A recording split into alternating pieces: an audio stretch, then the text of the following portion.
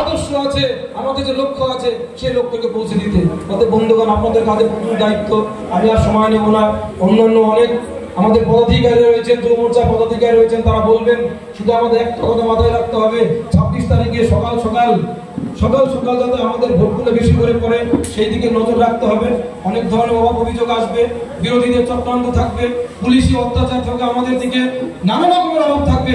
সেইগুলোকে দূর করে আমাদের মানুষেরা, আমাদের ভোটাররা যদি ঠিকঠাক ভোট কেন্দ্রে পৌঁছে যেতে পারে, সেই দায়িত্ব কিন্তু আপনাদের কাঁধে রয়েছে বন্ধু।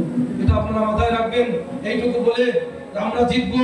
4 জুন যে রেজাল্ট বেরোবে, সেই রেজাল্ট আমরা পদ্মফুলের যখন বাক্স খোলা হবে, পদ্মফুল ফুটবে, এই আশা নিয়ে, এই ভরসা নিয়ে, আপনাদের প্রণাম জানিয়ে, অভিনন্দন জানিয়ে আমরা দিল্লিতে পদ্মফুল পাঠাচ্ছি।